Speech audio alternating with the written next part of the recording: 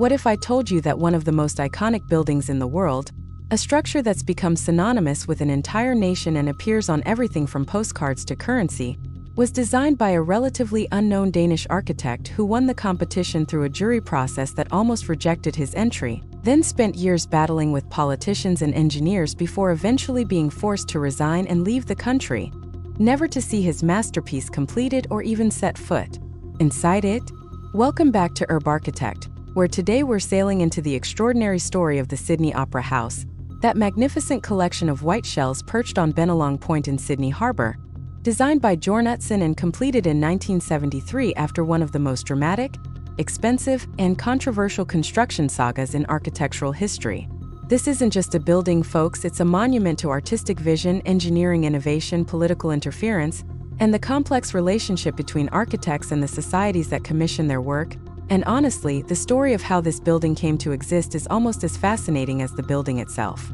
The Sydney Opera House sits on a peninsula jutting into Sydney Harbour, with water on three sides and the city rising behind it, and its location is absolutely integral to understanding the building because Utzon conceived it as a series of shells or sails that would relate to the harbour, to the boats moving across the water, and to the broader landscape of one of the world's most beautiful natural harbours. The building houses multiple performance venues including a concert hall, an opera theatre, a drama theatre, and various smaller spaces, plus restaurants, bars, and all the backstage and technical facilities needed for a major performing arts complex. But what makes it significant isn't just its function, it's the audacious sculptural form that Utzon created, a form so distinctive and powerful that it's become one of the most recognizable pieces of architecture on Earth,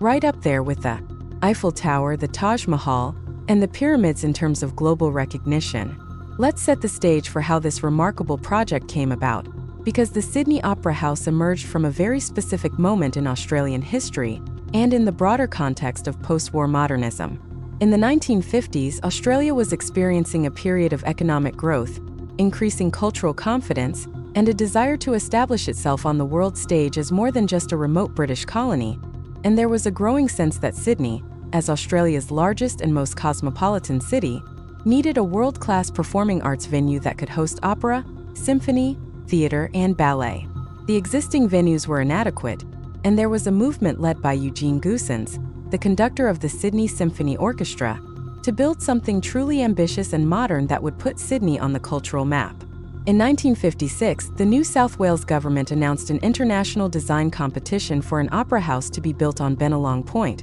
a site that had previously been occupied by a tram depot, and the competition brief called for two main halls, one for opera and one for concerts, plus smaller venues and supporting facilities. The competition attracted 233 entries from architects around the world, and the jury, which included prominent architects and the legendary Finnish-American architect Eero Saarinen, began reviewing submissions in early 1957. Here's where the story gets interesting and somewhat mythical. According to the popular account, Utzon's entry had actually been set aside and was about to be rejected when Saarinen arrived late to the jury process, went through the discarded entries, and pulled out Utzon's drawings, recognizing their genius and insisting that this was the winning design. The truth is probably somewhat more complicated, but there's no question that Saarinen was a passionate advocate for Utzon's proposal, and in January 1957, the 38-year-old Danish architect who had never built anything outside of Denmark and whose largest project to date was a modest house won one of the most prestigious architectural competitions of the century.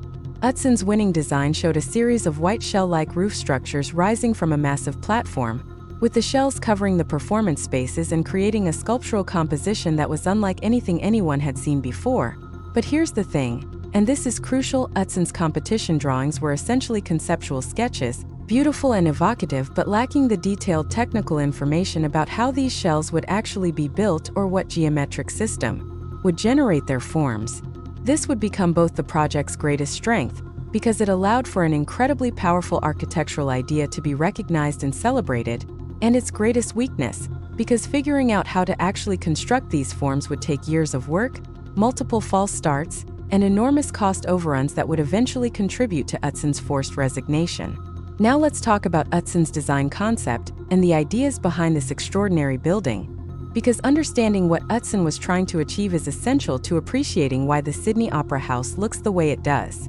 Utzon was deeply influenced by his travels, particularly to Mexico where he had studied Mayan pyramids and platform architecture,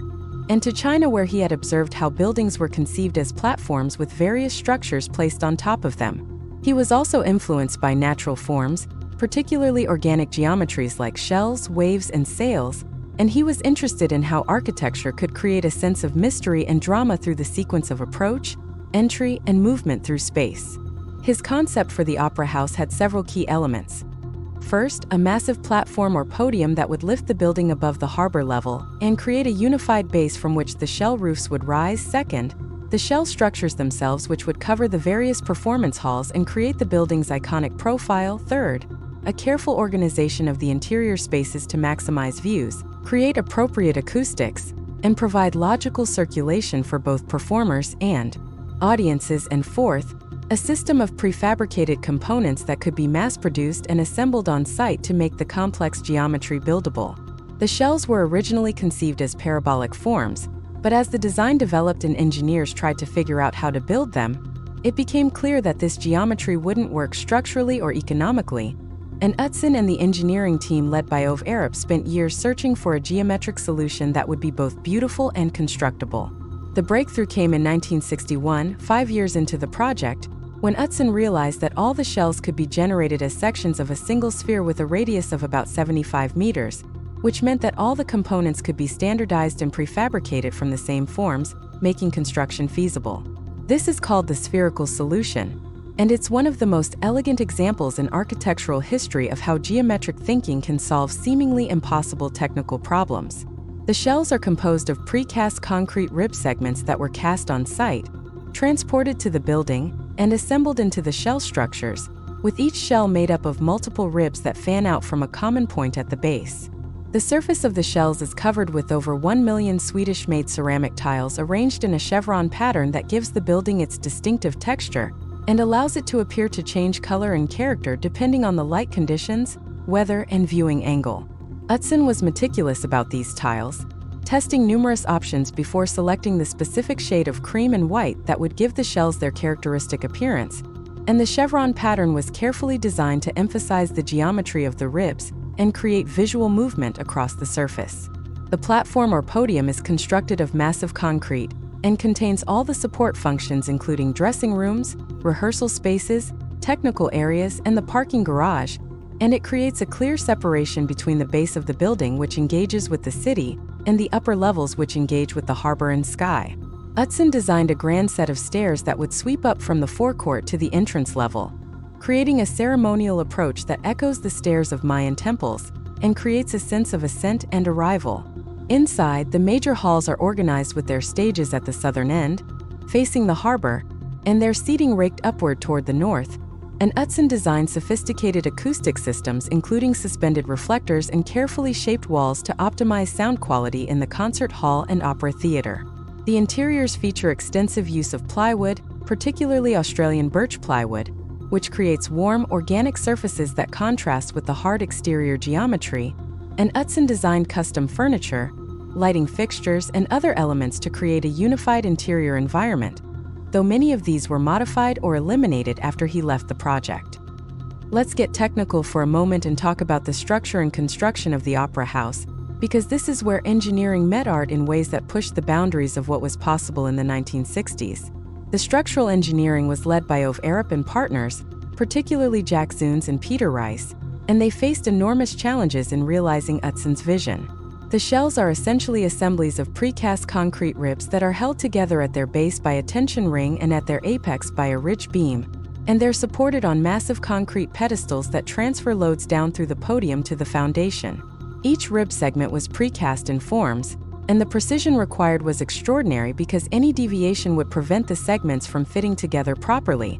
And this was decades before computer-aided design or CNC fabrication, so everything had to be calculated and executed with manual methods and careful quality control. The ribs are post-tensioned, meaning that steel cables run through them and are tensioned after the concrete has cured, putting the concrete into compression and allowing the ribs to span the required distances without excessive thickness or weight. The tile cladding system is also structurally sophisticated. The tiles are not just decorative, they're part of a system that includes backing panels, structural supports, and weatherproofing membranes that work together to protect the shells from Sydney's harsh coastal environment with its salt air, intense sun, and occasional severe storms. The building's relationship with light is another crucial aspect of its architecture. Natural light enters the major halls through glazed end walls that face the harbor, creating a connection between the interior performance spaces and the water beyond, and Utzon designed these glass walls with intricate mullion patterns that would control glare and solar heat gain, while maintaining transparency. The shells themselves create ever-changing patterns of shadow and highlight across the podium and forecourt, and the way they catch and reflect light, particularly during sunrise and sunset, is one of the building's most magical qualities. In terms of circulation, Utzon conceived a clear separation between public and performer circulation, with audiences entering at the podium level and moving up into the halls, while performers and technical staff would access the building from below and move through the service areas within the podium. The foyers and public spaces were designed to provide dramatic views of the harbor and to create a sense of occasion and anticipation before entering the performance halls. Now we need to talk about what happened during construction, because this is where the Sydney Opera House story becomes a cautionary tale about the relationship between architects, clients, and politics. Construction began in 1959 with the podium, and this phase went relatively smoothly, being completed in 1963. The shell construction began in 1963 after the spherical solution was finalized, and this phase was enormously complex and expensive but ultimately successful, with the shells completed by 1967. However, by this time, the project was years behind schedule and massively over budget. Originally estimated at $7 million Australian dollars, the cost had already exceeded $50 million and was still climbing, and there was increasing political pressure and public criticism about the delays and costs. In 1965, a new Conservative government came to power in New South Wales, and the new Minister of Public Works, Davis Hughes, had little patience for Utzon's meticulous design process and insisted on faster progress and cost control. Relations between Utzon and the government deteriorated, disputes arose over fees, control of the project, and design decisions for the interior spaces, and in February 1966, in a move that shocked the architectural world, Utzon resigned from the project and left Australia, never to return. The government appointed a panel of Australian architects to complete the building, and they made substantial changes to Utzon's interior designs, particularly in the concert hall where they altered the acoustic design and modified the ceiling and wall treatments in ways that many critics believe compromised the building's performance. The Opera House was finally completed and opened by Queen Elizabeth II in October 1973, 14 years after construction began and at a final cost of over $100 million, more than 14 times the original estimate. The reception of the Sydney Opera House was complex and evolved over time. When the shells were going up in the mid-1960s, there was enormous public interest and pride, with Sydneysiders and visitors watching the construction progress and recognizing that something extraordinary was taking shape. However, the cost overruns and delays created political controversy and public criticism, and when Utzon resigned, there was a sense of tragedy and loss in the architectural community, even as some in the government and public felt he had been impossible to work with. When the building opened in 1973, reviews were mixed. The exterior was universally praised as a masterpiece of sculptural architecture, but critics noted problems with the interiors, particularly acoustic issues in the concert hall, and the sense that the interior spaces didn't quite live up to the promise of the exterior form. Over time, as the building became an iconic symbol of Sydney and Australia, appearing in countless photographs, films, and media, the narrative shifted toward celebration of what had been achieved rather than criticism of the problems and controversies. The Sydney Opera House has influenced architecture in multiple ways. First, it demonstrated that buildings could become powerful symbols of place and identity, that architecture could transcend its practical function to become something with cultural and emotional resonance, far beyond its role as a performance venue. Second, it showed that engineering and architecture could work together to achieve forms that seemed impossible, that the combination of geometric thinking, structural innovation, and construction ingenuity could make the unbuildable buildable. Third, it established a model, for better or worse, of the signature building, the iconic structure that cities commission to put themselves on the global map, and you can draw a direct line from the Sydney Opera House to later iconic buildings like the Guggenheim Bilbao or the Bird's Nest Stadium in Beijing. Fourth, it became a cautionary tale about the importance of clear communication, realistic budgeting, and maintaining the relationship between architects and clients throughout long and complex projects. The building has received numerous awards and honors, including being designated a UNESCO World Heritage Site in 2007, making it one of the youngest buildings ever to receive this recognition and confirming its status as a work of outstanding universal value. In 1999, Utzon was awarded the Pritzker Prize, architecture's highest honor, in part for the Opera House, and there were attempts to reconcile him with the building, including a 1999 agreement where he was engaged to develop design principles for future modifications, though he never visited the building in person. Utzon died in 2008 at the age of 90, having spent the last 4 decades of his life in Spain and Denmark, designing other buildings including the beautiful Bagsværd Church near Copenhagen, but never returning to Sydney or seeing the interior of his most famous work, which remains one of architecture's great tragedies. Today, the Sydney Opera House stands as one of the most visited and photographed buildings in the world, hosting over 1,500 performances annually and attracting millions of visitors who come to experience its spaces, attend performances, or simply photograph its iconic shells from every possible angle. The building has undergone various renovations and upgrades over the years, including improvements to the concert hall acoustics, modernization of technical systems, and restoration of elements that had deteriorated in the harsh coastal environment. There's an ongoing program to align the building more closely with Utzon's original vision,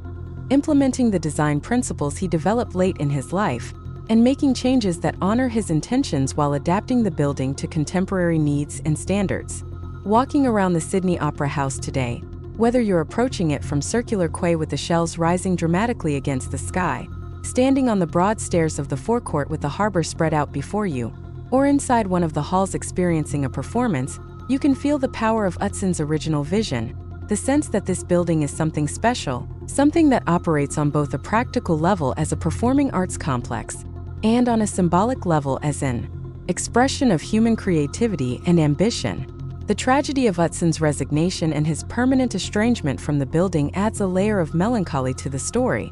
a reminder that great architecture often comes with great cost, not just financial but personal and emotional. As architects, we can learn so much from the Sydney Opera House story. The importance of pursuing bold visions even when they seem impossible, the value of geometric thinking and collaboration with engineers to solve technical problems, the need for clear communication and realistic planning when undertaking ambitious projects, the recognition that buildings can achieve cultural significance that far exceeds their practical function, and perhaps most importantly, the understanding that the relationship between architect and client requires mutual respect, trust, and commitment to see difficult projects through to completion. The Sydney Opera House sets an impossibly high standard for what architecture can achieve when vision, innovation, and determination come together, and while the story of its creation includes both triumph and tragedy, the building itself stands as proof that architecture can create meaning, inspire emotion, and become woven into the identity of a place in ways that few other art forms can match. If you found this deep dive into the Sydney Opera House compelling, and you want to explore more iconic buildings and the stories behind them with us here at UrbArchitect, make sure you're subscribed to the channel and hit that notification bell so you don't miss our next architectural adventure. Drop a comment below and let us know. Have you visited the Sydney Opera House? And if so, did it live up to your expectations? Or if you haven't been yet, what aspect of the building intrigues you most? We love hearing from you, and your engagement helps shape the content we create. Until next time, keep looking up, keep questioning, and keep appreciating the extraordinary buildings that shape our world, because structures like the Sydney Opera House remind us that architecture at its best can be transformative, iconic, and eternal.